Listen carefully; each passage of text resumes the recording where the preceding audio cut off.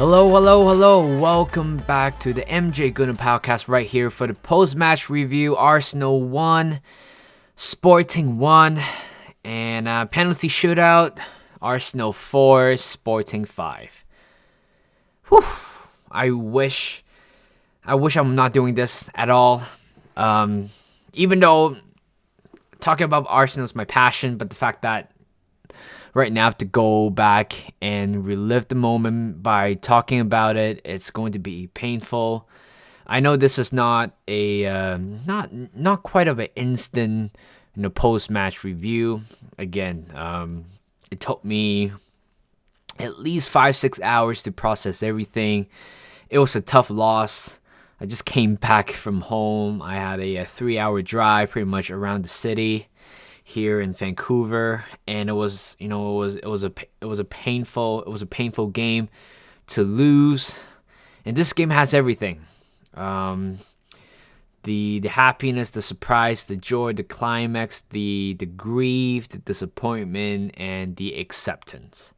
Right? It's like a roller coaster after all, and I'm not sure if I want to relive that moment by talking about it, but here we go, and we have to talk about it. Starting 11. Let's talk about the starting 11. I was expecting a little bit more a weaker side, more changes to the side, but turns out we went for pretty much a very strong squad. I was expecting KT coming back in for Zinchenko in this game, but because it's at home, it's because the stake behind the whole game. I would understand why KT would be left out, but based on right now what you're seeing, I don't think we will see more than 30 minutes of KT for the remainder of his career here at Arsenal. And midfield is, Jorginho, Xhaka, expected that. Nelson, who else? Vieira, Nelson, Martinelli, and also Jesus up top. And honestly, for Xhaka and Jorginho, I knew it. I knew they were going to start in this game. And I was expecting Fabio Vieira to play on the right-hand side, Nelson play on the left, or even Martinelli on the left. And Odegaard will be coming back in as the number 10 in this game. And also, I was expecting Trossard to be starting as well. He had a very good game last time, 3 assists in the first half, and you thought there's no way you're going to drop this guy. But turns out Gabriel Jesus, it's ready and he's fit, and he started in this game. And the last time we saw him start for Arsenal was back in November, which was 4 months ago. And back then we were 5 points clear. Everybody thought his significant injury that cost him during the World Cup. Everybody thought, without him, we might not be, we might bottle the league or something like that. We might actually going for top 4. But right now we're going for the league, 11 more games in, and after all these, 3-4 months, we're still at the top of the league with 5 points clear, which shows that we have to give credit to a lot of guys as well, not just Jesus. You got to give credit to Martinelli, Saka, Odegaard. Everybody pretty much contributed quite evenly, and even Eddie as well. Even though before he got injured, he was relatively we were quite disappointed with his game, but that's just part of football. There will be times where you'll be very good, and there are times where you're just not very good and just kind of fell into a slump. And that's exactly what happened to Arsenal, or to Eddie. But I wouldn't even blame him. But right now we have a very good squad. We have a very healthy squad in a way. Even though Eddie is out, Smith Rowe is not quite there yet. But looking at the bench, we look very, very dangerous as well. But this game's all about rotation. It's about using your squad right.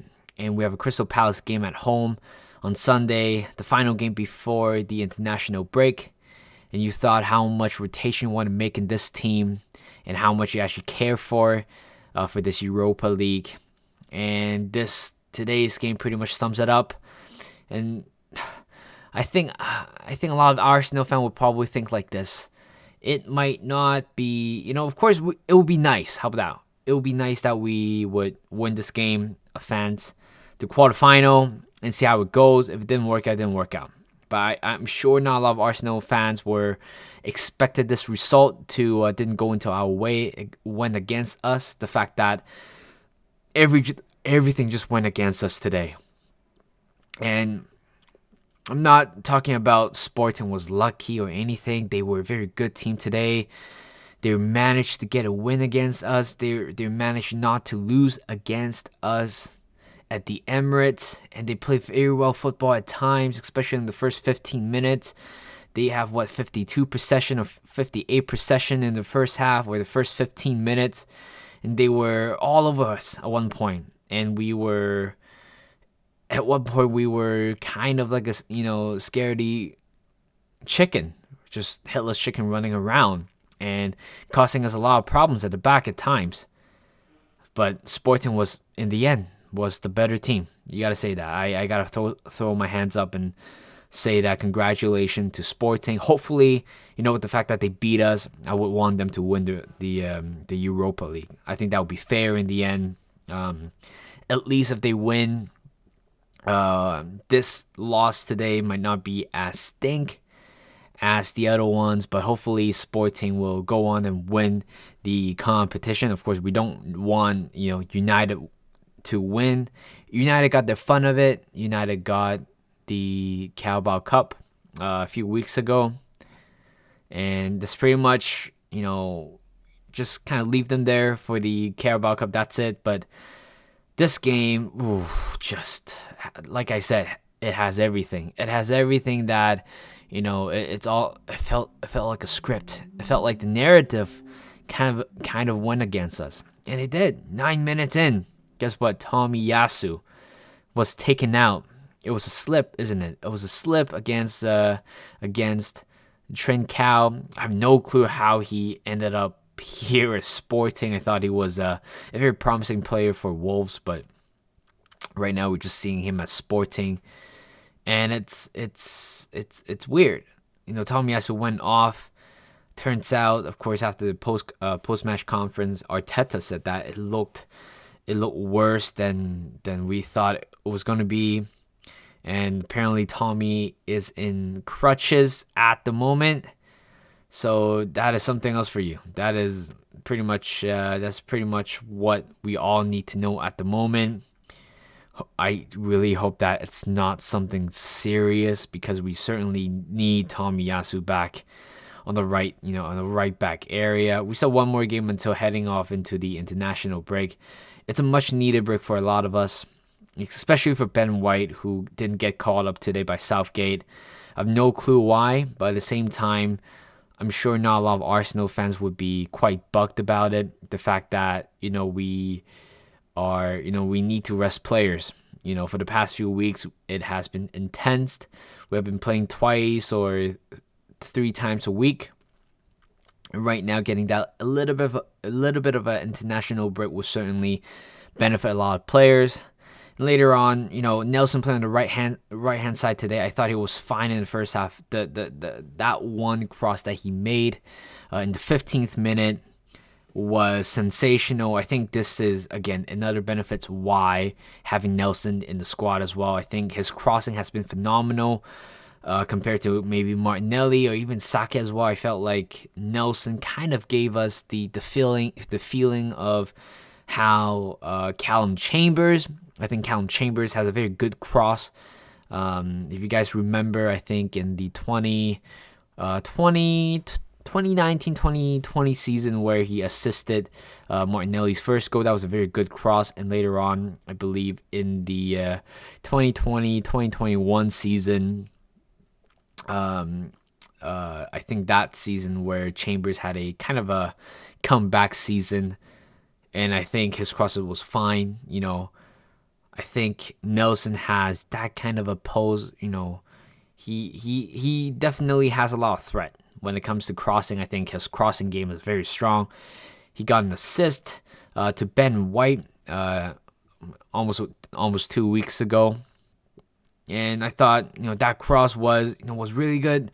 Gabriel Jesus was, on the other hand, try to go for a shot. goalkeeper kind of pounced it away, which I go over the goalkeeper. Of course, I don't want to make this a 50 or an hour video talking about the game. I certainly do not want to, but pretty much picking out some certain moments. And of course, there might be moments right now that I might not be instantly could think of. It's been a while already. 7-8 hours, so certainly my memories haven't quite refreshed yet, but here we go. First 15 minutes, we just felt like we were a little bit shaky at times. Even having Gabriel Jesus back, it's not always rainbow and sunshine. He struggled a little bit at times, but I think overall that first 45 minutes from Gabriel Jesus, I thought it was positive overall. 20th minute, Xhaka's goal was, just what a way to start. It was, I believe, Jorginho, what a great pass. It was a through ball to Martinelli, outstretched the opponent, and Martinelli tried to go for goal. Good stop by the goalkeeper, but it fell perfectly right in front of Xhaka's feet and buries that one in. It was 1-0. It was a great start. I thought, it was a very tough first 15 minutes, and later on we just scored the first goal. We just had to find the first goal. That was it, and we got our first goal, and we thought we could probably build that momentum and score a few more. And later on, after that goal, Saliba just indicating that he's injured and he has to walk off the pitch. He looks fine, but on Twitter, reports are saying that his lower back might be tight lower back or something like that. I really hope the fact that he was being taken off today, I hope it was just a precautionary, a precautionary move, because certainly you don't want to risk Saliba for the rest of the season, for sure. And of course, he got called up as well. So if he could somehow skip that France international duty, I would be deeply appreciate that. Hopefully that is going to be what happened. And Rob Holding coming on with his new hairband. And the last time we saw him was, when he struggled a lot against Haaland. But against Haaland, he did a job. Haaland didn't score in the first half. Nobody scored in that first half. And you thought, okay, the fact that if Saliba plays today, then I'm sure Rob Holding might not be getting a chance by the end of the season. But here we are. It's 2023 and we're still playing Rob Holding in the back. How crazy is that? And Rob Holding came on, and that, I was thinking about, what?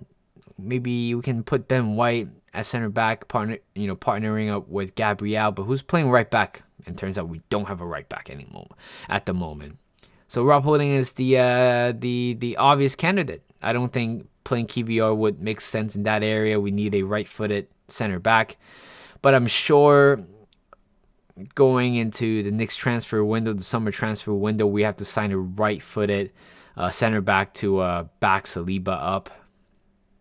But having Rob Holding in, it's a little bit shaky, and especially in the game like this where it was a very tight game overall, I don't think Rob Holding it's that type of player anymore.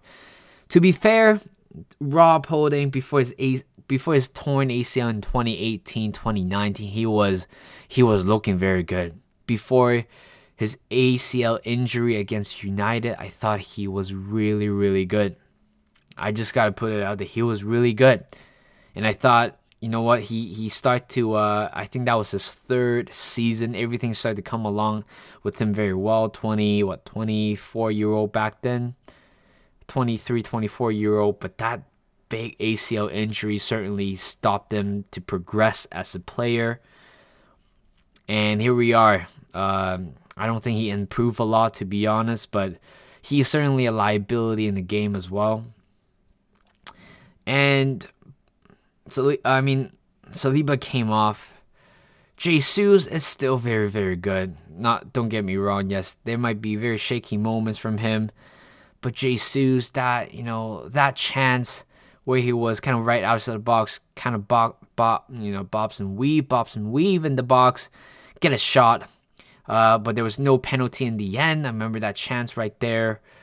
But he still got it. He still got it.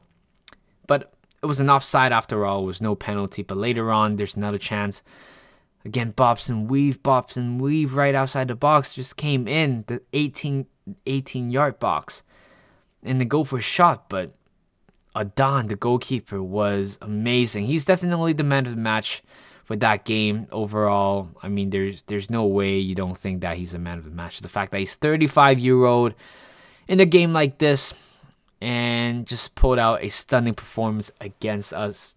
I thought it was I thought this performance was kind of a replica from Fraser Foster against Southampton last season. It was horrible. And later on, suddenly Sporting has a solo run, and you can see that Rob Holding is just kind of being tailed away.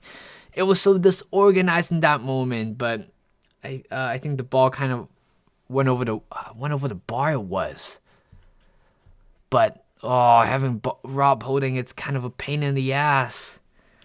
I don't want to trash him a lot, but that's how I'm sure a lot of that's how we all felt at that moment. It just felt so disorganized with Rob Holding at the back, and we thought we might somehow manage to fall, but we didn't. We stayed put. Go into the second half. We had a very poor start, but Jesus coming off again. I'm sure this is what Arteta has been planning, has been thinking about. Giving him 45 minutes, putting Trossard on. I think that's the benefits of having a good, squad depth. That's what we did. And it looks like, Big Gabby picked up a knock. And then, again, we've been so unlucky with the injuries already, right? Within 45 or within 50 minutes, we already used up 3 substitution, and we only have 2 more in that half.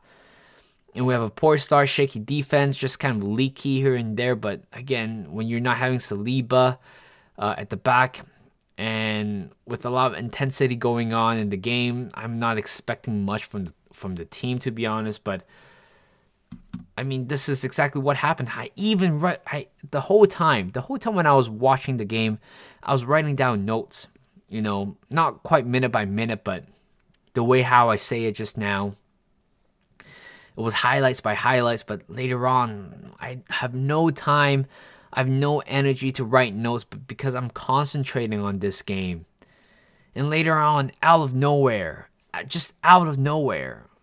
forgot his name. Oh, crap. The guy who scored. I forgot his name. The guy who scored. Goal of the season. Goal of the season in the tournament. And definitely goal of the season for the goal that we conceded. Or even goal of the season for them, for Sporting. What a great goal. I don't know who to blame. Should I blame Jorginho for losing possession? Should I blame Xhaka for that? Or should I even blame Ramsdale for that? I don't even know who to blame. All I know is that once he took a shot, I thought, oh no, with a very good height as well. And I just went back up the net. It was perfect. It was a perfect goal. It kept, like, the way how the players struck the ball was perfect, right? It was perfect because I know there are players out there trying numerous attempts on this, a similar goal like that. But in order to strike a ball that cleanly, and the fact that it has the pace, it has the height, and it has some sort of luck as well to score that goal. And Sporting clearly has what it takes to score that one. And just like that 1-1, and we did a huddle. We did a huddle and trying get this game back. Saka coming on, Thomas Partey coming on, trying to make things differently. But at times we allow ourselves to be very disappointed, especially Fabio Vieira. Today's game was not a good game from him at all. We all praise about him last time for playing very well against Sporting away, and today was completely shambles. His performance today. There are times where I think there are times where there are players who would do a little bit too much in the box, and that's what Fabio Vieira did in a lot of ways and a lot of times. And I don't think he was very good today at all. And the fact that one competition that's gone right now, like where do we see him right now? I don't think if Odegaard is fit for the rest of the season, I don't think Fabio Vieira will start. Let's put it that way. Or maybe a game or two. That's it. That's about it. But it shows that in a game like this, Odegaard is very, very important. The way how he keeps the ball, simple passes, even though Odegaard did have a little bit of a Hollywood passes in him, but that's it. But oh my God, for the last few minutes, we're going for it, and we just can't. A few more chances, but the goalkeeper was a phenomenal Adan. I don't know how this guy do it. This shows how unlucky we are and how great suddenly Sporting can be. Right, we in front of goals, we did all the right thing, but goalkeeper just was amazing. And then we go into extra time. I don't remember the last time we went to extra time. I think it was Olympiacos? Yeah, I think it was Olympiacos, right before COVID. I remember I was working that day. I didn't even have a chance to watch that game. And I forgot how it went. I don't know what happened. But this game was, again, extra time. Worst possibility as well. We have a game on Sunday. We are, wearing the players out. I would be okay. I think I'll be less disappointed if we actually, get out of the game as soon as possible. Maybe losing by another goal. I would rather get the banter instead of the fitness of the players. But there was one play, Trossard was through on goal with the goalkeeper. The goalkeeper saved it, hits the post, and it's gone. You know how unlucky that is? They gifted away a perfect opportunity for Arsenal to answer one back, but we just didn't capitalize it. I don't want to blame Trossard because, again, two defenders are closing down on him, but the goalkeeper again has been amazing. And later on, I believe it was the second half, or even in the second half. Was it the second half? Yes, the second half of the halftime or the extra time.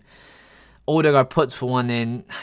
Big Gabby just heads that one, but goalkeeper was amazing again. We should start to show a little bit more fire, a little bit more determination in the end. But it wasn't enough, and we have to go into penalties. And of course, I kind of knew it's gonna happen. I knew that we're not going. There's a bit of me thought we might not be winning the penalty shootout. I don't think we had a very good record anyway. I don't remember last time we had a penalty shootout. I think it was probably the I forgot. I think it might be Community Shield 2020-2021 season. I think that might be the last time. I don't remember. But God, Ramsdale for that one. Oh, it was poor. I honestly, I know penalty is very unpredictable. Anybody can take the win from that. But the fact that Ramsdale should have done better. The first one, I believe he guessed us the right way, but it was a good penalty. Odegaard scored. And later on, the second one, he got the right way, but he was 1 minute late to saving the ball. I don't think it was a very good penalty, but of course it put so much power behind it. Ramsdale didn't try to go for it. He tried to go for it after the ball went past him. That was disappointing. Saka scored. And then later on, oh God, I think it was it the next one? Oh, and then the third penalty that he was trying to save, he got the hand to it. But like the commentator said, he tried to, put two hands behind the ball, and that might be possibly why he, missed that. And later on, Trossard scored. It was a very shaky penalty. And later on, Ramsdale got the right way as well, but it just went underneath his armpit, or he went underneath his arm. And that was at least two good opportunity for him to save it. He's giving me that type of a Petr Cech moment where he can't save a penalty, and that's what we're feeling. Apparently, Matt Turner is a very good penalty shootout goalkeeper. If injuries weren't that unlucky for us, I felt like Matt Turner might be playing in this game, or might be trying to save penalty. He might be the American hero, but we don't even have that option. Later on, Martinelli. Just another, not a very good penalty after all, saved by Adan. And in the end, of course, Sporting won the penalty shootout. That's it. We're out of the Europa League in the round of 16. And we have been bantering United, losing 7-0 or complaining about the preliminary round against Barcelona. And right now, they advanced to the quarterfinal, and we have to suffer from the loss today. Yeah, it is. A lot of people may not see that as a loss, but to a lot of us, it is a loss because we would have been in the quarterfinal, and we want to be in the quarterfinal. And again, I hope this is a blessing in disguise. Right? We have 11 more games right now. There's not 13 more games, not 15, not 16, 11 more games. We're potentially eliminated 5 games that were, might be potentially played in the Europa League, including the final. And yeah, that was pretty much the game. It's very disappointing in a lot of ways, right? Of course, I know not everyone. Of course, we are focusing on the Premier League, no doubt about that. But having a Europa League on the side as well, giving players some rotational changes, some game times for them. Right now, we don't even do that anymore. We can't do that. We can provide for them. Right now, we have to, block all the nagging from players that want to play more, and we have to put our best 11 for the final 11 games of the season. And I can't believe that we have arrived halfway through the season, more than halfway through the season, maybe 3/4. I don't know. But this is the last 11 games, like Arteta said after the post-match conference. It's 11 final, and the next final that we're gonna play is Crystal Palace at home. And oh God, it is just painful. So right now, okay, Europa League, it's gone. I mean, we cannot look back and wish that we could have done this better and done that better. Even Odegaard, even Arteta said the same thing. We were not at that level today, and I can see that. I'm not saying that Sporting looks beatable, but I felt like it definitely looked very bad on us in the end, because I thought we would have been much better in a lot of circumstances, but we didn't. We were just unlucky with injuries. Goalkeeper was immense for Sporting, and right now we're out of the we're just out of the European competition right now. We wanted to lift, of course. Every team wants to lift up FA Cup, Carabao Cup, European Cup, like us for Arsenal. We want to lift up a FA Cup or a Europa League Cup or a Carabao Cup, and those 3 competitions are now gone. What does that mean? And looking at the table, we're top of the table with 5 games played and potentially go 8 points clear, but, having to play 1 more game than Man City. And I thought the fact that Gabriel Jesus' return had so much of a fairy tale behind it. It's because he's been out for so long. Everybody thought that we are not going to be doing well. We're going to bottle it while he was gone.